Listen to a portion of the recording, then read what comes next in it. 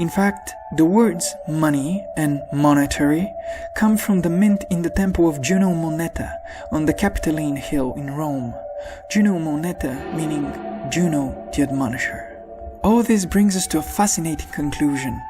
Nowadays, we believe money is valuable because you can get things for it. But the original appeal of money was the entirely opposite. As a token of power, an express link to the gods, money is immortality technology. The original value of money was its magical power. You would work for money. You would trade your produce for money because it was good to have money's power. The power of the gods packaged by the priest in shiny sun-shaped amulets you could carry around in your pocket.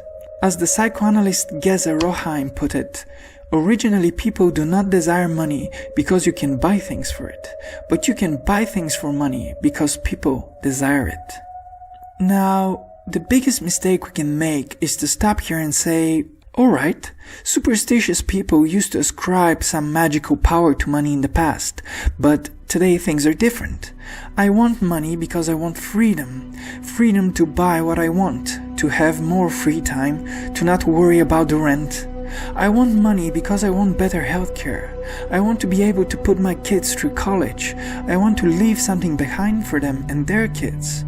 I want money so others take me more seriously, so I am treated with respect and have a say in things. I want money because it makes life better. Well, let me directly quote Becker here. The reason money is so elusive to our understanding is that it is still sacred, still a magical object on which we rely for our entrance into immortality. Money is obscure to analysis because it is still a living myth, a religion. My high school history teacher, Mr. Altman, once tried to explain this to our class, though I think it went over my head completely back then. He took out a $10 bill, he's American, and asked us, "What is this?" After a few confused suggestions from the students, he said, "No, no, and no. This here is trust. This is belief. I believe this is worth something, and I trust you to believe the same. This is the only reason why this piece of cloth I hold in my hand is worth more than a handkerchief." What all this points to is a very simple yet bizarre conclusion. Simple because it is obvious once you study the facts. Bizarre because it sounds absurd before you study them. The conclusion is this: our economy is a religion, and money is its sacrament. Our economy rests entirely on faith, in the magical power of money, and this faith is universally confirmed by the fact everyone believes in it. Imagine what would happen to the world if, say, the US or China suddenly decided they no longer believe money is valuable. This would be as outrageous to the rest of us as the first atheists of the Enlightenment seemed to the Christian world. As the anthropologist Mary Douglas wrote, money mediates transactions. Ritual mediates experience, including social experience. Money provides a standard for evaluating worth. Ritual standardizes situations and so helps to evaluate them.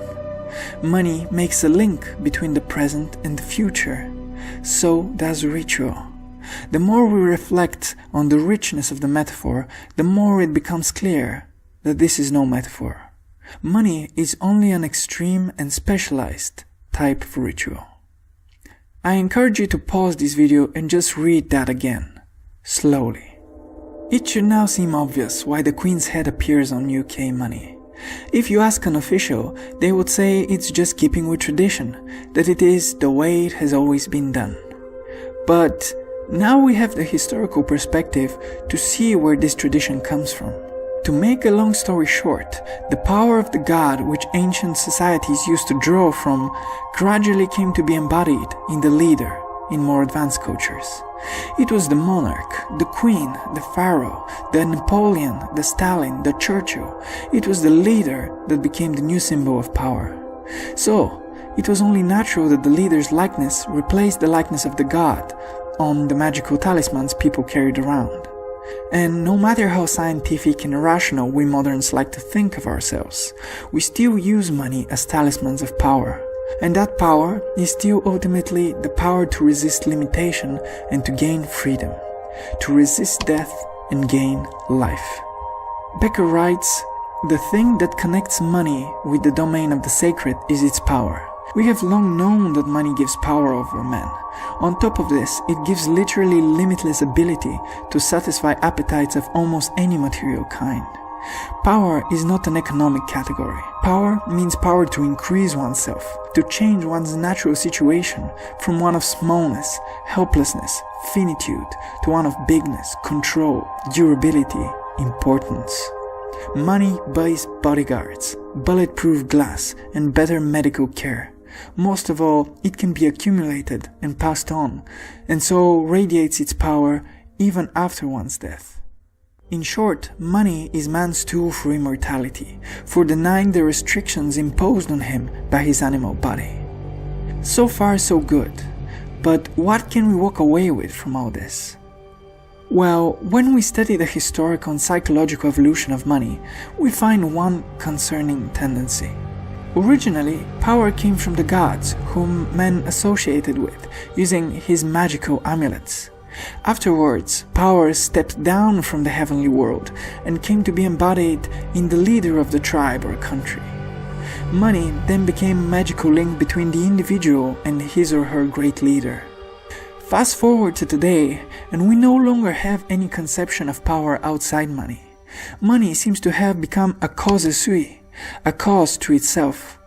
Money is no longer a bridge to a source of power. Money is the power. We have been